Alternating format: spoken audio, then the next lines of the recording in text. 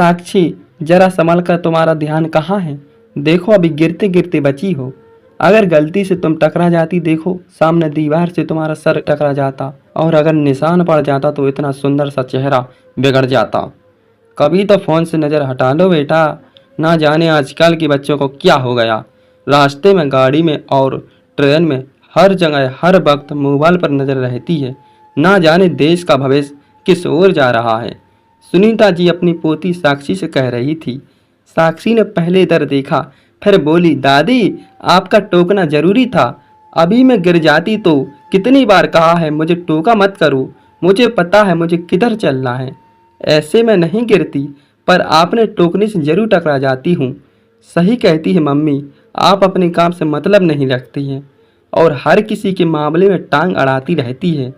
कोई काम नहीं रहता तो जाकर अपने कमरे में क्यों नहीं बैठती है? साक्षी की आवाज़ सुनकर उसकी माँ प्रतिभा आई और बोली, बेटा साक्षी तुम आ गई, और ये घर में क्या आते ही नाराज मेरी राजकुमारी को किसने नाराज कर दिया है? साक्षी बोली, मम्मा दादी को समझा लो, मुझे बात बात पर नसीहत ना दे। अभी इनकी वजह से गिरते गिरते बची हूँ। सोच लो अगर मेरा सर फट जाता तो क्या आपकी राजकुमारी कोई ढंग का राजकुमार मिलता? प्रतिभा सुनीता की तरफ देखी। सुनीता जी कुछ बोलना चाहती तो प्रतिभा ने उन्हें पहले ही चुप करा दिया और बोली, मम्मी जी अब आप ये कहेगी कि आपने तो साक्षी को बचाया, पर मैं आपको अच्छे से जानती हूँ। पूरे दिन घर में इधर उधर घूमती रहती है, आप बातों को बनाती कब बिगाड़ती ज़्यादा हो। अब अपनी दलील अपने पास रखिए। चलो बेटा जाओ, तुम अपने कमरे में आराम करो। इनका तो रोज का यही है, बस घर के माहौल को बस खराब करना है। इतना कहकर प्रतिभा की बेटी साथ चली गई। सुनीता जी का बेटा राजीव दफ्तर से लौटा ही था, बाहर सबकी आवाज़ें आ रही थी। जैसे ही घर के अंदर आया, बोला, माँ घर इतना तेज आवाज़ क्यों आ रही है? अब क्या हुआ? सुनीता जी बोली, बेटा मैंने कुछ नहीं किया, वो तो बस साक्षी को फोन देखते हुए चल रही थी, मैंने उसे टोक दिया। भगवान का शुक्र है उसे चोट नहीं लगी, पर बहू तो उल्टा मुझ पर ही इल्जाम लगा रही है। राजीव बोला, माँ साक्षी कोई बच्ची नहीं है, तो आप उसे चलना और बोलना सिखाती है। बचपन में जब पोती का ख्याल रखना था तब तो आप भैया के साथ रहती थी, उस वक्त पोती की कोई चिंता नहीं होती। आज जब वो अपने पैरों पर खड़ी है तो आपको उसकी चिंता हो रही है। माँ हाथ जोड़ता हूँ, जो जैसे चल रहा है चलने दीजिए और घर की शांति बनी रहने दीजिए। इतना कहकर कुछ राजीव अपने कमरे में चला जाता है और वो आशा भरी निगाहों से बेटे की तरफ देखती रही और बेटा उनसे मुँह फेर चला गया। राजीव के जाने के बाद सुनीता जी अपने कमरे में चल गई और पति कैलाश बाबू की तस्वीर को देखकर आंसू बहाते हुए बोली, आप तो कहते थे कि मैं दो बेटे नहीं, दो कंधे छोड़कर जा रहा हूँ जो तुम्हारा ख्याल रखेंगे, पर यहाँ तो बच्ची अपनी माँ के भरोसे ही कटघरे में खड़ा कर रही है। वो विलाप करती हुई बोली, मुझे आज भी याद है जब बहू माँ बनने वाली थी तो मैंने बड़े प्यार से राजीव से कहा था कि बहू की देखभाल के लिए मैं आ जाती हूँ। तभी इसी बेटे ने कहा था कि आपके आने से बहू का काम बढ़ जाएगा, तो आप भैया के पास रहिए। जिस माँ की हर बात पर बचपन में पहले भरोसा था, वहीं आज शक के घेरे में है। ये कैसी विडम्बना है? इतना कहती हुई सुनीता रोने लगी। तभी सुनीता का फोन बजा। इतना बड़ा बेटा संजीव बोला, माँ कैसी है? ज़्यादा ठंड तो नहीं पड़ रही? आपका ध्यान रखिएगा, च्यवनप्राश खाते रहिएगा, वरना आपके घुटनों का दर्द फिर से शुरू हो जाएगा।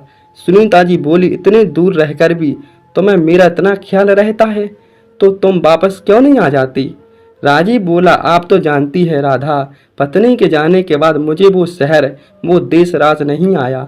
जब तक जीने का एक मकसद था, उसके जाने के बाद कुशाड़ बेटे ने मेरे हॉस्टल में डाल दिया।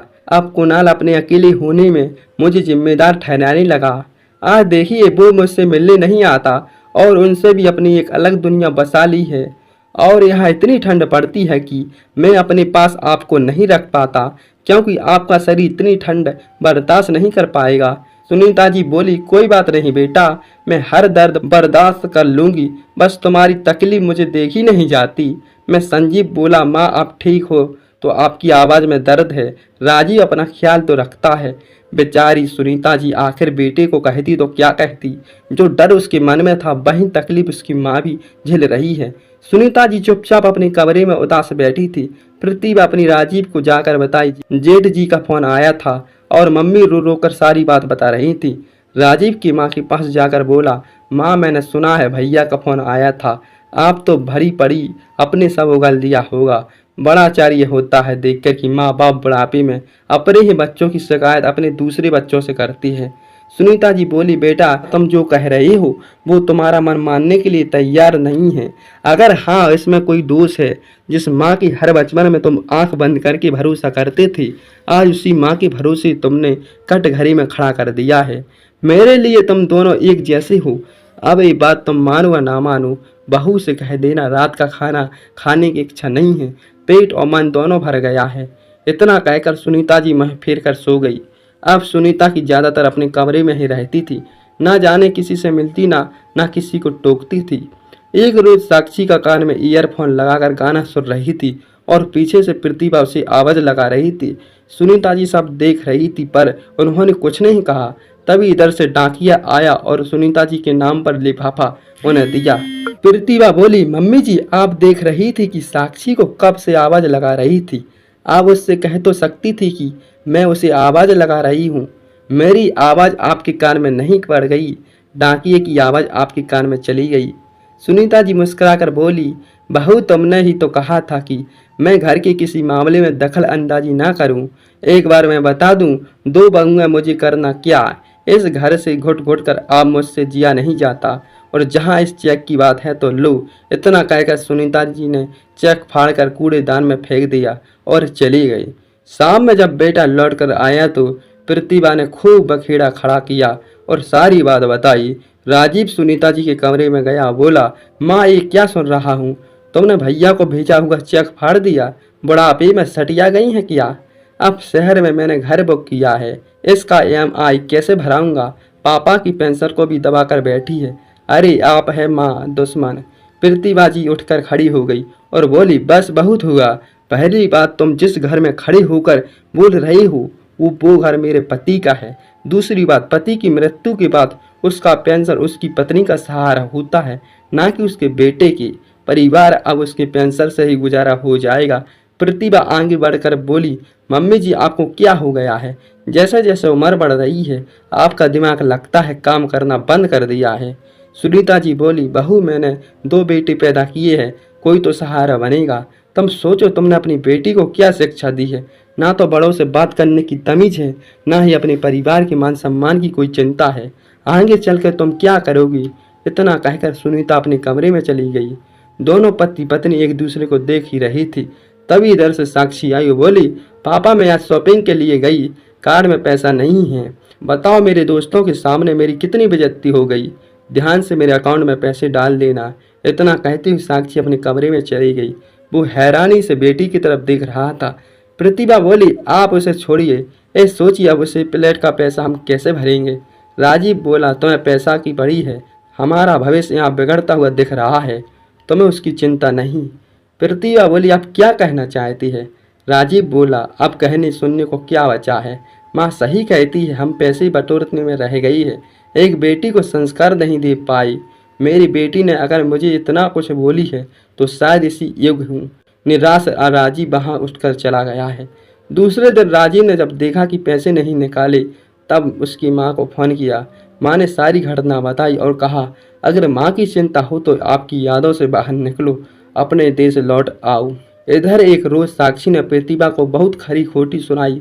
उस दिन सुनीता ने सब्र का बांध टूटा और साक्षी को एक थप्पड़ लगाया और बोली, अभी भी इन बोरी हड्डियों में इतनी ताकत है कि आपके टूटे घर को संभाल सकती हूँ। अगर यही सब करना है तो अपने बलबूते पर कहीं और जाकर करो। मेरे घर में बड़ों का अपमान नहीं किया जाता है। दोबारा से अगर तुम्हारी ऊंची आवाज़ में मैंने सुनी तो तुम्हारे माँ बाप के साथ तुम्हें भी घर से निकाल दूंगी। अब मुझे बच्चों का मोह नहीं, जिन बच्चों मुझे भरोसा था मुझे उनके साथ रहना नहीं, उससे अच्छा है अकेली रह लूँगी। इतना कहकर सुनीता जी घर से बाहर टहलने के लिए निकल गई। रात में प्रतिभा ने राजीव को सारी बात बताई। राजीव बोला, गलती कहीं ना कहीं मेरी है, जो माँ के दिए हुए शिक्षा में भटक गया था, इसलिए वो अपनी बेटी को सही संस्कार नहीं दे पाया। माँ जो कह रही उसके भविष्य के लिए ठीक कह रही है। अब तो मैं माँ से नजरें मिलाने के लायक नहीं हूँ। बेहतर रहेगा तुम ही अपना व्यवहार बदल लो, वरना ऐसा ना हो हमने माँ के साथ किया, आगे चलकर वहीं भी हमारा सहारा बने। समय रहते अपनी भूल को सुधार लो, यही हमारा प्रायश्चित होगा। प्रतिभा को अपनी भूल का एहसास हुआ। उसने सुनीता जी के सामने हाथ जोड़कर उससे किए गए बुरे बर्ताव को बेटी के सही रास्ते पर लाने के लिए उससे माफ़ी मांगी और उनकी मदद मांगी। वो बोली, बहू, कई बार बच्चों को सही रास्ते पर लाने के लिए कठोर बनना पड़ता है। तुम भी साक्षी के लिए थोड़ा कठोर बनो। जब उससे लगेगा और कोई रास्ता नहीं है तो उसे सीधे रास्ते पर आना ही होगा। हर किसी को अपनी भूल का एहसास होगा और आखिरकार साक्षी को सही रास्ते पर आना ही पड़ा। आगे चलकर संजीव अपनी पुरानी यादों से बाहर आया और अपने देश लौट आया। फिर मिलजुल कर पूरा परिवार एक साथ रहने लगा। दोस्तों, कई बार जब माता पिता बूढ़े हो जाते हैं तो हम अहंकार में उनके साथ कठोर व्यवहार कर जाते हैं। हम ये क्यों भूल जाते हैं जिस माता पिता पर बचपन में हम आंख बंद करके भरोसा करते हैं, बाद में हम उसी भरोसे को हम तोड़ क्यों देते हैं। आपको ये कहानी कैसी लगी? कहानी अच्छी लगी हो तो एक कमेंट कीजिए और चैनल को सब्सक्राइब कीजिए, वीडियो को लाइक कीजिए। थैंक यू दोस्तों। निधि शर्मा ने दोस्तों लिखी है।